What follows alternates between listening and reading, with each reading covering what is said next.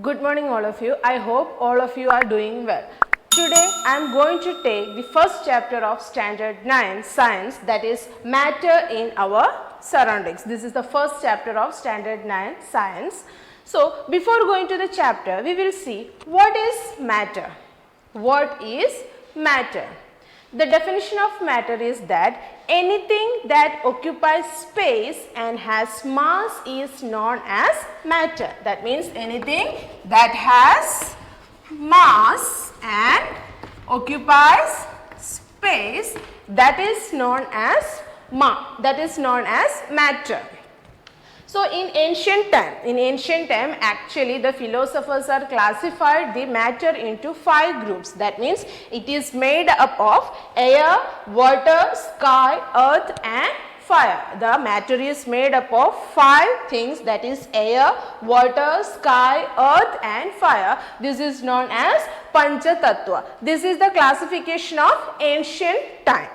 But now the modern scientists, they are classifying the matter according to the physical properties of the matter. Modern scientists, they are classifying the matter according to the physical properties of matter. So I already told you that matter that has mass and it occupies space, and we can add some more points to that one. Suppose this chalk, if I am keeping here on my hand, what will happen? It is taking some space. It needs some space to occupy. So this needs some space to occupy, and this has some mass also. That is why we have to apply some force to take it. So that is why it is having some mass also. So anything that we are seeing around, that is, we can consider it as a matter. So matter is anything that has mass and occupies space. In terms of volume also we can tell, because when we are considering liquid, we can tell it is, we can add volume to this also. And one more thing, it will show resistance, because to move this chalk from here, I have to apply some force. That is why we are telling that we can tell the resistance also we can add in this one, and we can sense this one with our sense organs. Matter means we can sense all these with our sense organs. I hope all of you understood the definition of matter. Now we will go to the classification of this matter. Already I told you, in modern times they are classifying the matter according to the physical and chemical properties of matter. In this chapter we are considering the physical properties of the matter. Here the scientists, they are considering the matter is made up of small particles. The matter is made up of small particles, all the matters. So you know that what are the small particles? The small particles are atoms and molecules. So the matter is made up of small particles. These small particles are atoms and molecules. Now, what is the size of these particles? Already you know that these atoms, when we are learning, this is the smallest particles, but it is not that one. Now we know that atom also can be divisible. That means inside the atom we can see protons and neutrons and everything.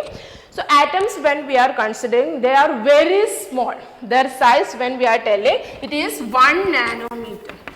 Not 1 nanometer, it is measured in terms of nanometer. Nanometer means 1 nanometer means 10 raised to minus 9 meter. 1 nanometer is equal to 10 raised to minus 9 meter.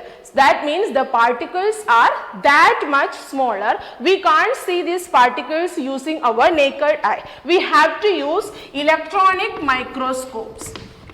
We can't use the normal microscope also. We have to use the electronic microscope to see these atoms of the atoms. That means the particles of a matter to see, we have to use the electronic microscope. That means the particles are that much smaller. To consider this one, the particles are smaller one, we can do one experiment. That means take one beaker and you have to take water in that one and add some KMnO4 in that one. What is KMnO4? KMnO4 means potassium permanganate. So add some potassium permanganate in that water, what will happen? Yes, the color of the water will change. The color of the water will change. After that, what you have to do? Then take a little amount of that solution. That means the KMnO4 solution again you have to take. Then what you have to do? You have to pour this into another beaker in which already the clear water is there. Then what will happen? You can see that one, the color of the solution is decreasing. That means the pale color you will get. So this makes that one, the particles are, if you are taking small amount also, in that also so many particles of KMnO4 is there. So many particles of KMnO4 is there. That is why they are showing, the KMnO4 is showing the properties, that means that color it is showing. The color of the KMnO4 is, you know, the violet color. So that color it is showing. But after you diluting, that means I am adding water, means you are diluting that solution. When you are diluting that solution, what will happen? The color become, intensity of the color is decreasing, that means that becomes pale. So that means that in small amount also so much particles are there. That means the matter is made up of very small particles. So that is it. The matter is made up of particles that are very tiny particles. Particles means atoms and molecules. One experiment also I told. Now we will go to the characteristics of these particles. So now we are going to discuss the characteristics of matter. Already I told you that the matter is made up of particles. Now we are going to discuss the characteristics of matter. The first characteristics is that the particles of matter have space between them. The particles of matter have the space between them. So I will explain you one experiment. This is not the experiment, actually you are doing at home. That means you take one beaker water or one glass water or something and you add sugar to that one and stir it. What will happen? After some time the sugar will dissolve in that water. How this is happening? Actually the sugar is also matter and water is also matter. According to the definition, both of them are matter. Then how this sugar is dissolving in water? So from this experiment we come to know that there will be a space between the particles of the matter. That is why the sugar particle can accommodate the space between the water. The space between the water particles. The sugar particles can accommodate the space between the particles of the matter. But according to the matter it will different. That means the space, how much space is there, it will be different. That we will learn in the next video, because we can classify the matter into different groups. According to the groups we will come to know how the gaps and attraction and everything is there. I hope you understood this characteristic, that is particles of matter have space between them. The second one is that the particles of matter are continuously moving. The particles of matter are continuously moving. That means when they are moving means they will have some kinetic energy. Movement means it will be, the kinetic energy is associated with the motion of the particles. When the particle is moving means the kinetic energy of the particle will be there. To explain this one we are having two phenomena, that means Brownian movement and diffusion. The first one is Brownian movement. Robert Brown is a scientist. He noticed one phenomenon during his experiment. He added some of the pollen grains to the water. After that he noticed that the pollen grains are undergoing the random motion. The pollen grains are undergoing random motion. He was excited to know what is happening actually. The particles of the water are actually, they are moving continuously. Continuous motion of particles of the matter are there. Then collision of the particles will also there. When the particles are moving means the collision of the particles also will be there. When you are adding these pollen grains to the water, what will happen? Due to the collision, the pollen grains also will start moving. The pollen grains also will start moving. Due to that means the random motion of of this pollen grains is observed at that time. So this is known as Brownian movement. I will explain once again. When he added the pollen grains to the water, what he noticed? He noticed the random movement of these pollen grains. Thought that how this is happening. At that time he found that the molecules, the particles of the water are in continuous motion. Due to the motion, what will happen? They will collide also. When you are adding, when he added these pollen grains to that one, these grains also undergone collision. Due to that collision, they also underwent this continuous motion. That is why he noticed the continuous motion of these pollen grains.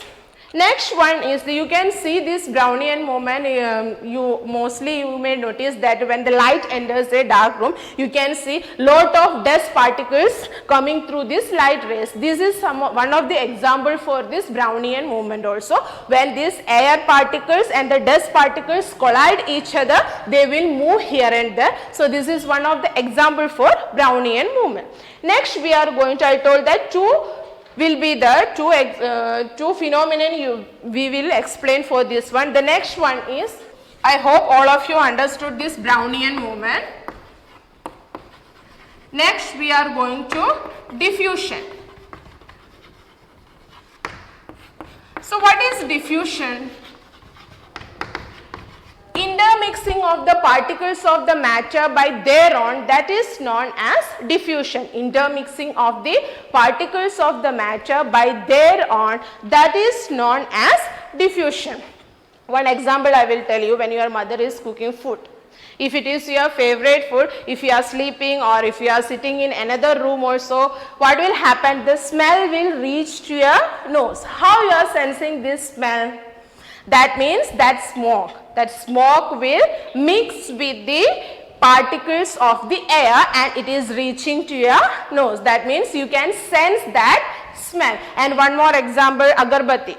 When it is burning, the smell will reach everywhere. The whole room you can sense that smell. This is also one of the example for diffusion. That means intermixing of the particle. The particle of the smoke and the particle of the air will intermix by their own. We are not doing anything. They are mixing by their own. So that is actually this diffusion. These two are example for diffusion.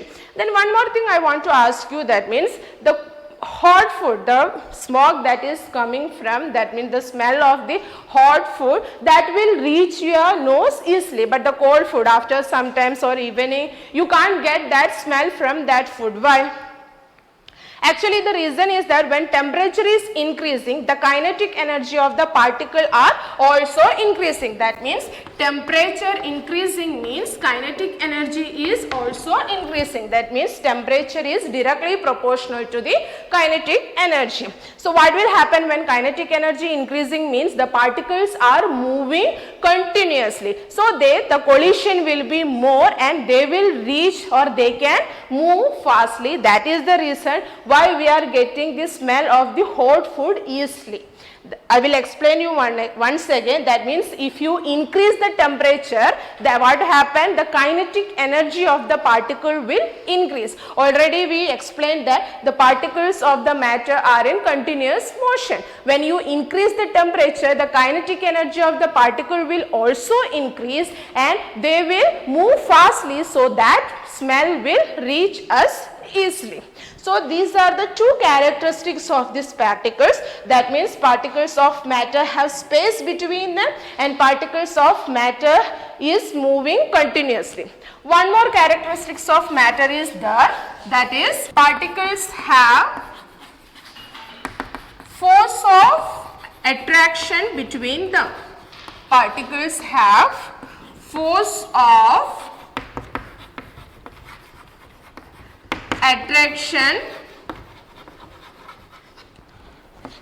between them. Already we discussed that the matter is made up of particle. So there will be an attractive force between these particles. Depending upon the nature of the matter, it will vary. If it is solid, means the force of attraction will be strong.